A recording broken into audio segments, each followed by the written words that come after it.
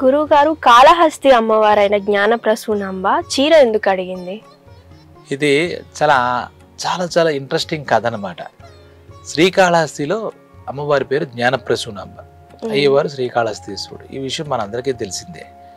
అనగనగా ఒకసారి ఏం జరిగిందంటే, కాళహస్తి పరిపాలించే రాజు జ్ఞానప్రసూనాంబే వాళ్ళకు ఇలదైవం కులదైవం అన్నీ అనమాట. ఆ అమ్మవారిని నిత్యం కొలుస్తూనే ఉండేవాడు. దానివల్ల అమ్మవారి దయ వల్ల, జ్ఞానప్రసూనాంబ అమ్మవారి దయ వల్ల ఆ రాజ్యం సుభిక్షంగా ఉంది. అక్కడ ప్రజలంతా సుఖంగా బతుకుతున్నారు. ఆ కాళహస్తిని పాలించే మహారాజుకు ఎటువంటి ఇబ్బందులు లేకుండా హాయిగా సాగిపోతుంది ఆ రోజులు.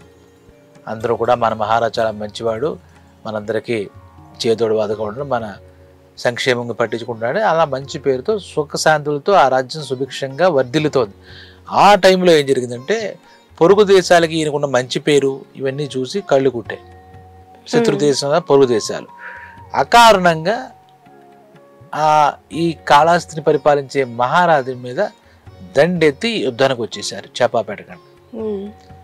దాంతో వాళ్ళ బలగం ఎక్కువ, పొరుగు దేశం శత్రు దేశం వాళ్ళ యొక్క బలగం ఎక్కువ. అంతకు మించి వాళ్ళ దగ్గర తుపాకులు ఉన్నాయి, వీళ్ళ దగ్గర ఏమున్నాయి, కత్తులు కటారాలు ఇవి ఉన్నాయి.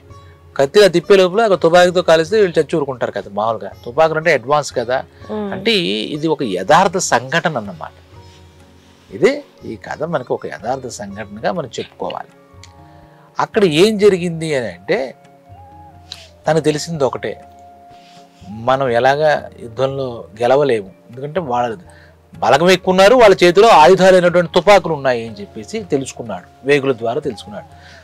ఆ రాత్రి అమ్మవారి ఆలయానికి వెళ్ళి జ్ఞానప్రసూనాంబతో, తల్లి నీ దయవల్ల నాకు అంతా హాయిగా జరుగుతోంది, నా రాజ్యంలో ప్రజలు ఇప్పుడు అకారణంగా యుద్ధానికి దండెత్తి వస్తున్నాడు, ఇప్పుడు నేనేమి చేయలేను, కానీ యుద్ధానికి వెళ్ళాలి కదా, తప్పదు కదా ప్రస్తుత పరిస్థితుల్లో, లేదంటే ఏదని చెప్పేసి నువ్వు మమ్మల్ని రక్షించాలి అని చెప్పి ఆర్ద్రతతో ప్రార్థించాడు అతను.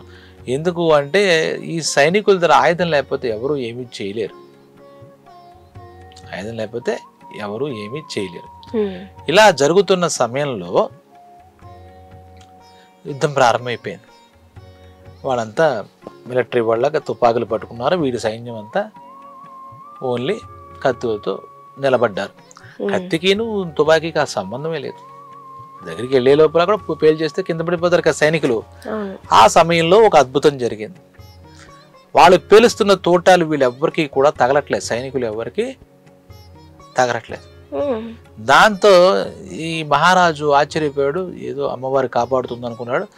వీళ్ళు తిరగబడి వీళ్ళ దగ్గర ఉన్నటువంటి కత్తులు కటార్లు ఏవైతే ఉన్నాయో వాళ్ళతో ఈ శత్రు సైన్యం దగ్గర ఈ తుపాకులు ఉన్నప్పటికీ వీళ్ళు వాళ్ళ మీదే పైచేయి చేసి వాళ్ళందరినీ మట్టుపెట్టి మొత్తానికి యుద్ధంలో విజయం సాధించారు.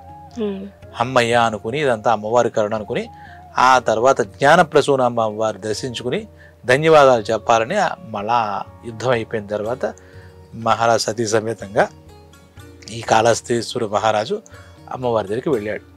ఈ జ్ఞానప్రసూనాంబ దగ్గరికి వెళ్ళి అప్పుల్లో ఉండే భక్తి శ్రద్ధలకి అమ్మవారు కూడా ప్రత్యక్షంగా ఇప్పుడు మనం ఎలా కనపడుతున్నాం ఆ రూపంలో దర్శనం ఇచ్చేవారు అనమాట. ఇప్పుడు లేక సగం సగం నమ్మకాలు సగం సగం వేషాలు లేవు కాబట్టి వెళ్ళి అమ్మని కాళ్ళ మీద పడి అమ్మవారి దర్శనం ఇచ్చారు. నాయన భక్తవత్సల, నీకు ఏమిటి బాగానే ఉందా, ఏం అవ్వలే కదంటే, అమ్మ నీ దయ వల్ల నాకేమీ జరగలేదు, తన ఇలా జరిగింది అని చెప్పి చెప్తాడు. అప్పుడు ఆ సమయంలో జ్ఞానప్రసూన అమ్మవారు, నాయన నాకు ఒక కోరిక ఉంది, తీరుస్తా ఉంటా. అమ్మ మా కోరికలు తీర్చే తల్లివి తలవి నువ్వు కదా, నీ కోరిక నేను తీర్చడం ఏంటి అంటాడు. లేదు, నేను ఒకటి అడుగుతాను, ఇస్తావా అంటాడు. తప్పకుండా ఏదైనా ఇస్తానమ్మా, నీకు ఇవ్వకపోతే నేను ఎందుకు, నా జన్మ ఎందుకు, నా రాజరికం ఎందుకు అంటాడు. నాకు ఒక చీర కావాలి, ఆ చీర ఇస్తావా అంటాడు. ఆశ్చర్యపోతాడు, నువ్వు కోరితే ఈ ప్రపంచం కాదు నా ప్రాణమే ఇచ్చేస్తానంటే ఒక చీర అడుగుతున్నావేంటి, ఏమో నా పరీక్షిస్తున్నావా అనుకుంటాడు. ఆ చీర ఏమిటని. అప్పుడు ఆమె పమిడి కొంగ వేసుకుంటాం కదా, ఆ చీర ఇలా తీసి, ఇదిగో ఇలా ఉంది ప్రస్తుతం నా చీర, మరి ఇప్పుడైనా నాకు ఇస్తామండి. ఆ శత్రుదేశం వాడు పేల్చిన తోటాలన్నిటికీ ఈ పమిట కొంగ అడ్డు పెట్టింది ఈ మహాతల్లి. దానివల్ల ఆ తూట అన్ని తగిలి చిల్లులు చిల్లు చిల్లు కింద చీరంతా పాడైంది. ఇదా సంగతి, మేము ఏదో విజయం సాధించేసే వరకున్నావు, నీ పమిట కొంగు పెట్టి నీ చీర నన్ను మా దేశ సైనికుల్ని అందరినీ కాపాడవా తల్లి అంటాడు. ఇప్పుడు నీకు అర్థమైంది కదా, ఒక చీర నాకు తెచ్చిపెట్టు అంటుందన్నమాట. అప్పుడు వెళ్ళి ఆ మహారాజు అమ్మ నీ కరుణ అపారంగా ఉందని చెప్పేసి ఒక బంగారు చీర తీసుకొచ్చి, అమ్మ తీసుకో తల్లి, నీ రుణం తీర్చుకోలేం కానీ నువ్వు అడుగుతున్నావు, నోడిదాగా అడిగావు నాలాంటి వాడిని అని చెప్పేసి ఒక చీర ఇచ్చాడనమాట. ఆ చీర, ఆ బంగారపు చీర ఇప్పటికీ అమ్మవారికి ప్రతి శుక్రవారం జ్ఞానప్రసూనంబ కడతారని ఒక కథనం. ఇప్పటికి కూడా శుక్రవారం ఆ బంగారు చీర కడతారు ఆ మహారాజు ఇచ్చిన. ఇది ఎప్పుడుదో కథ కాదు, ఇవి తుపాకులు అంటే ఎప్పుడు వచ్చాయి, బ్రిటిష్ వాళ్ళ తర్వాతే కదా, రాజరికం జరిపోయి బ్రిటిష్ వాళ్ళు. ఆ చీర కడితే ఆ చీరలో అమ్మవారిని దర్శించుకుంటే మంచిదని చెప్పి భక్తులంతా కూడా ప్రతి శుక్రవారం ఆ సమయంలో కట్టేటప్పుడు, ఆ చీర కట్టినప్పుడు ఖచ్చితంగా వెళ్ళి దర్శించుకోవడానికి తహతలాడతారన్నమాట. అమ్మవారు ఆ టైంలో ఏం కావస్తే ప్రాణాలు కాపాడింది, మనం అందులో అటువంటి తన నోటితో అడిగిన ఆ చీర ఆవిడికి కడతారు.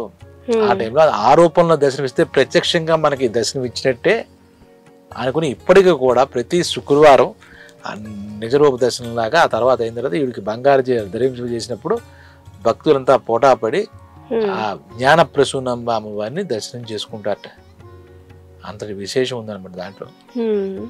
ఇప్పుడు మనం కూడా ఎప్పుడైనా ఈ కథ మనకి ఇంతకుముందు తెలిసిన వాళ్ళు చూసుకుంటారేమో, తెలియని వాళ్ళు కూడా ఎప్పుడైనా సరే శుక్రవారం మాత్రమే అమ్మవారికి, శుక్రవారం చాలా ఇష్టమైన పర్వదినం జ్ఞానప్రసూనంబ అమ్మవారికి. నార్మల్గా ఏ దేవతలకైనా స్త్రీమూర్తులకి శుక్రవారం ఇష్టంగా ఉంటుంది. ఇప్పుడు జ్ఞానప్రసూనంబ మన శుక్రవారం దర్శించుకుంటే ఆ తల్లి చల్లని అనుగ్రహం మన అందరి మీద ఉంటుందన్నమాట.